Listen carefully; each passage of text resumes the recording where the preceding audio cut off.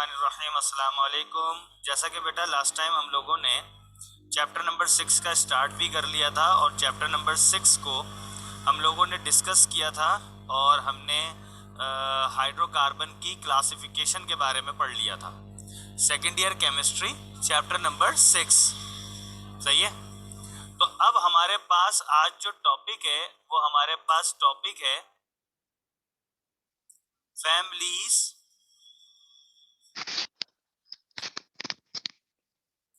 Of hydrocarbon. अब हम families of hydrocarbon discuss कर रहे हैं। ठीक है।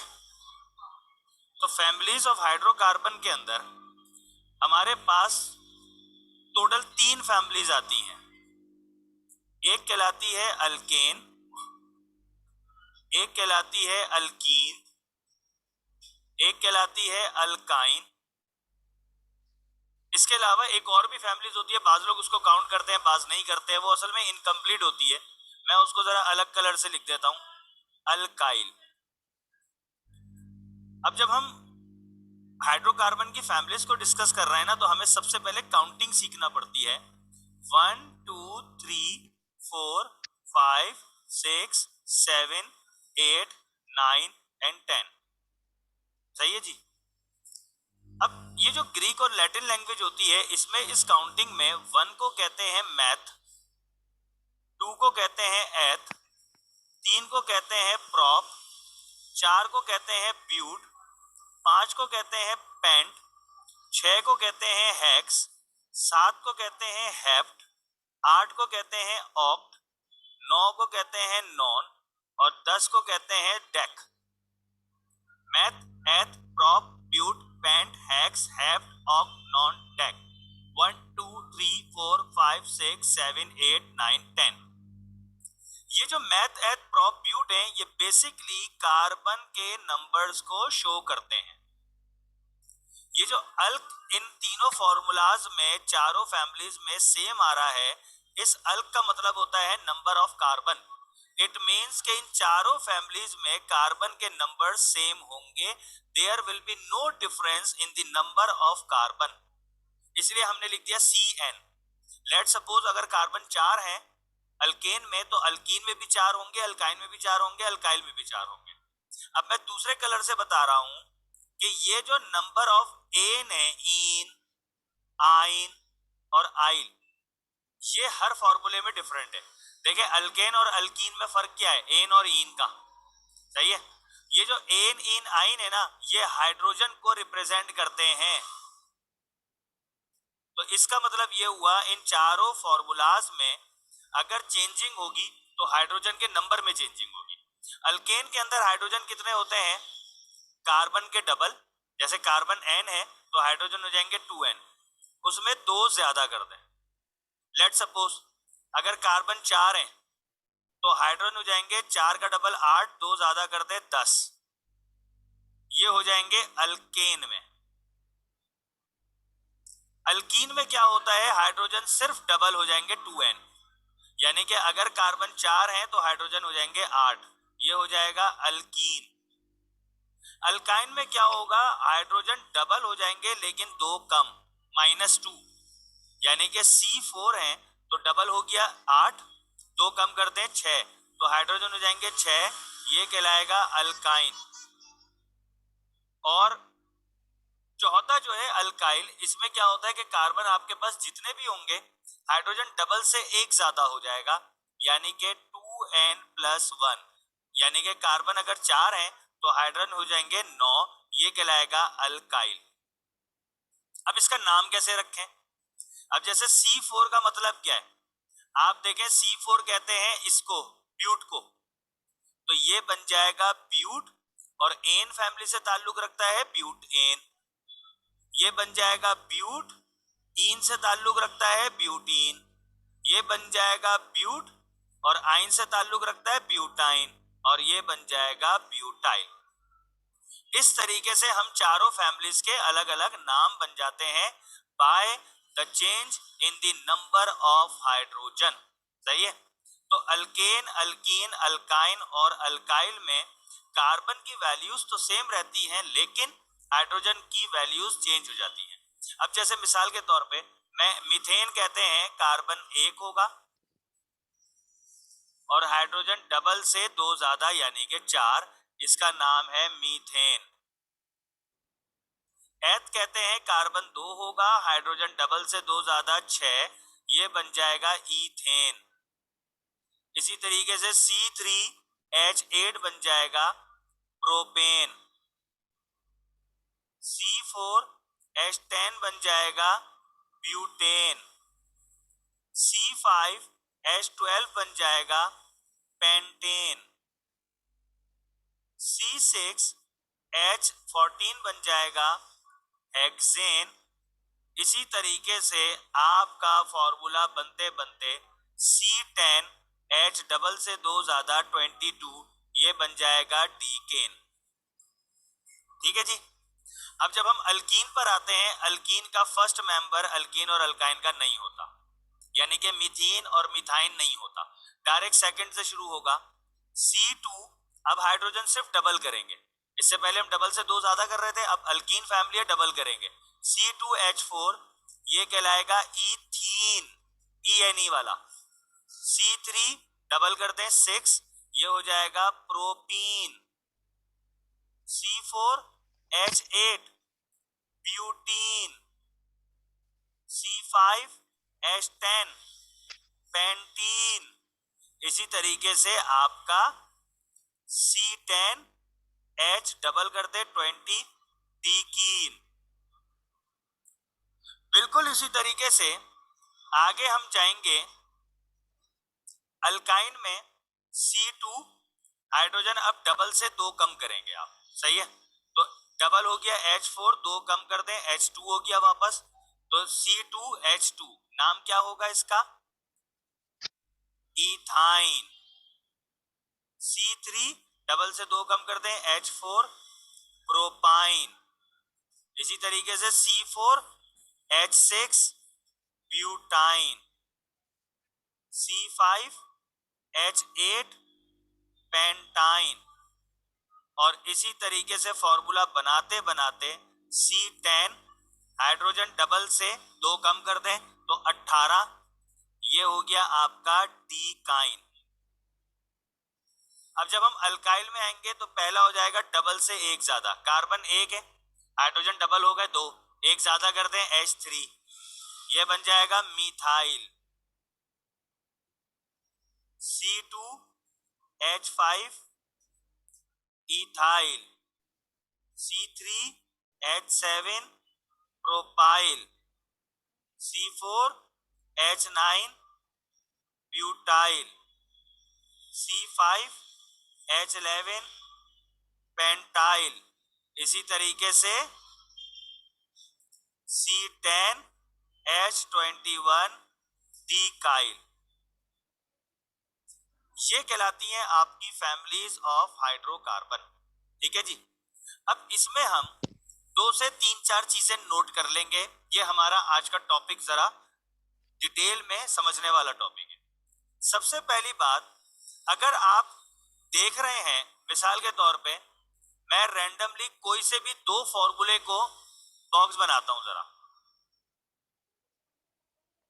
मिसाल के तौर पे इन 2 को बॉक्स बना रहा हूं मैं, ठीक है, मैं इन 2 को बना रहा हूं, मैं इन 2 को बनाता हूं। किसी भी 2 कंसेक्यूटिव कंपाउंड्स को मैं जरा एज एन एग्जांपल लेना चाह रहा हूं, ठीक है, कोई से भी 2 ले लें आप, ठीक है, परेशान ना हो, कोई से भी ले सकते हैं आप, आपकी मर्जी है। इन सारे कंपाउंड्स में अगर आप गौर करेंगे तो आपको सेम डिफरेंस नजर आ रहा होगा, और वो सेम डिफरेंस है कि 1 कार्बन का और 2 हाइड्रोजन का। आप देखें, पहले वाले बॉक्स में देखें, CH4 और C2H6 में 1 कार्बन का फर्क आ रहा है और 2 हाइड्रोजन का फर्क आ रहा है, 4 से 6 में 2 हाइड्रोजन का फर्क आ रहा है। आप इस दूसरे बॉक्स में देखें, C5 और C6 में 1 हाइड्रोजन 1 कार्बन का फर्क आ रहा है, भाई 5 से 6 में कितने कार्बन का फर्क आ रहा है, 1। और 12 से 14 हाइड्रोजन में कितने हाइड्रोजन का फर्क आ रहा है? 2, यानी कि सेम CH2 का फर्क आ रहा है। इधर आप इसको देख लें, C3C4 में एक कार्बन और 6 से 8 में 2 हाइड्रोजन का फर्क आ रहा है। इसमें देख लें, एक कार्बन 2 हाइड्रोजन का फर्क आ रहा है। इसमें देख लें, एक कार्बन 2 हाइड्रोजन का फर्क आ रहा है। और दूसरी अहम बात, ये जो एक कार्बन 2 हाइड्रोजन का फर्क आ रहा है, ये ग्रेटर देन में आ रहा है। मतलब एक कार्बन और 2 हाइड्रोजन कम नहीं हो रहा है, बढ़ ही रहे हैं। तो ये जो हमारे पास greater than 1 carbon and 2 hydrogen का जो सेम गैप आ रहा है, same gap between 2 consecutive compounds, यानी कि 2 लगातार ऊपर नीचे वाले कंपाउंड में सेम गैप आ रहा है, इज कॉल्ड, ये कहलाता है होमोलोगस सीरीज। ये क्या कहलाती है? होमोलोगस सीरीज कहलाती है ये। सही है। तो आपने आज फैमिलीज ऑफ हाइड्रोकार्बन भी देख लिया, होमोलोगस सीरीज भी देख लिया। अब एक तीसरी चीज है, वो जरा नोटिस करें। ये जो हम अल्केन का जब भी स्ट्रक्चर फॉर्मूला बनाएंगे, क्योंकि ऑर्गेनिक केमिस्ट्री में सबसे ज्यादा महारत और सबसे ज्यादा मजा ही आपको स्ट्रक्चर बनाने में, ये मीथेन, इथेन, प्रोपेन, ब्यूटेन, इन सबके स्ट्रक्चर बनाना है। तो अल्केन के अंदर सारे सिंगल कोवलेंट बॉन्ड होंगे। सही है। अल्कीन के अंदर 1 डबल कोवलेंट बॉन्ड होगा स्ट्रक्चर में, और अल्काइन के अंदर 1 ट्रिपल कोवलेंट बॉन्ड होगा। और अल्काइल का स्ट्रक्चर इनकम्प्लीट होगा विथ सिंगल कोवलेंट बॉन्ड। अब ये जो मैंने आपको 4 बातें रेड पेन से बताई हैं, इन 4 बातों को अब मैं जरा प्रूफ भी करके दिखाऊंगा। सबसे पहले हम अल्केन फैमिली में से कोई एक स्ट्रक्चर उठा लेते हैं, मैं उसको येलो कलर से हाईलाइट कर देता हूं।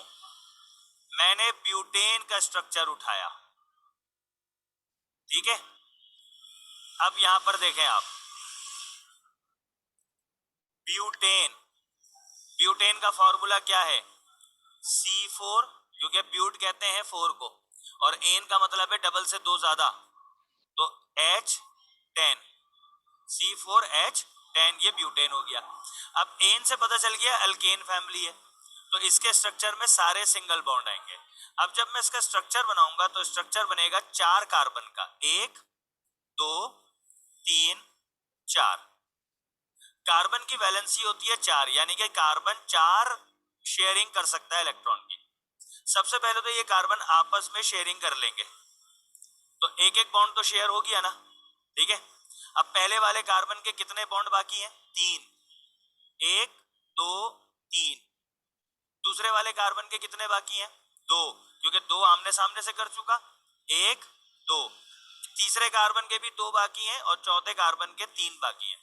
अब इन सब जगहों पे हाइड्रोजन फिट कर दें, 1 2 3 4 5 6 7 8 9 10।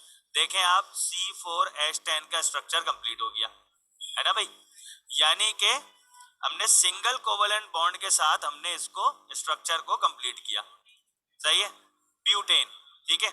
अब हम इसको यूं भी लिख सकते हैं अपनी आसानी के लिए, इतनी बड़ी जगह क्यों घेरूं, देखे 3 लाइन आ गई।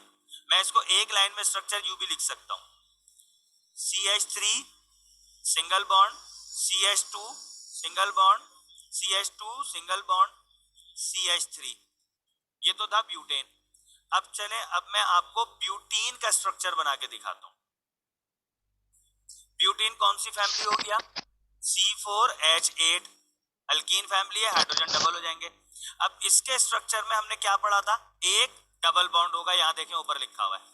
तो अब जब 4 हाइड्रोजन है, जरा गौर से देखें, 1 2 3 4, 4 हाइड्रोजन, इसमें से 1 2 4। सही है भाई, जरा गौर से देखिएगा, मैंने 4 कार्बन में से एक कार्बन को डबल बॉन्ड दे दिया, क्योंकि अल्कीन है तो डबल बॉन्ड है ना। सही है, 1 महीने की आई है। सही है। अब उसके बाद, अब यहां पर देखें, इस कार्बन के 3 हो गए, इस कार्बन के 2 बाकी हैं, और तीसरे वाले कार्बन का 1 बाकी था, और चौथे वाले कार्बन के 2 बाकी थे। अब हम इसको हाइड्रोजन काउंट करते हैं, 1 2 3 4 5 6 7 8। देखें C4H8 स्ट्रक्चर बन गया, और एक हमने डबल बॉन्ड ले लिया। ठीक है। अब अगर मैं ब्यूटाइन लेता हूं, क्या लेता हूं? ब्यूटाइन।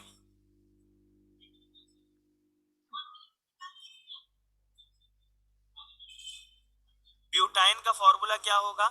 C4H6। सही है।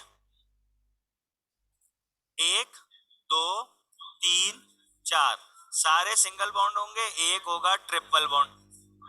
अब बताओ इसके कितने हाइड्रोजन बाकी हैं? पहले वाले कार्बन के 3, दूसरे वाले कार्बन के 2, तीसरे वाले कार्बन का 1 भी नहीं, और चौथे वाले कार्बन का 1। अब आप हाइड्रोजन फिट कर दें, 1 2 3 4 5 6, C4H6 स्ट्रक्चर बन गया, और इस तरह आपने ब्यूटाइन का स्ट्रक्चर बना दिया। अब अगर मैं चौथा स्ट्रक्चर लेके जाता हूं ब्यूटाइल का, मान इधर आओ। सही है, ब्यूटाइल का फॉर्मूला बनेगा C4 डबल से 2 ज्यादा H9। ठीक है, तो इसमें सारे सिंगल बॉन्ड होगा, 1 2 3 4। सही है। अब ब्यूटाइल के अंदर सारे सिंगल बॉन्ड होंगे। ठीक है। अब आप हाइड्रोजन काउंट करें, इसमें 3, इसमें 2, इसमें 2, इसमें 3। अब आपके पास टोटल हाइड्रोजन कितने? 9। 9 हाइड्रोजन फिट करें, 1 2 3 4 5 6 7 8 9। अब गौर से देखो, एक जगह इनकम्प्लीट हो गई ना, इसलिए हमने कहा था कि ब्यूटाइल इनकम्प्लीट होता है। इस एक जगह जो आके लगेगा वो फंक्शनल ग्रुप कहलाता है। ठीक है, तो आज के लिए इतना काफी है। ठीक है, फिर इंशाल्लाह नेक्स्ट क्लास के अंदर हम फंक्शनल ग्रुप और आइसोमेरिज्म के बारे में पढ़ेंगे।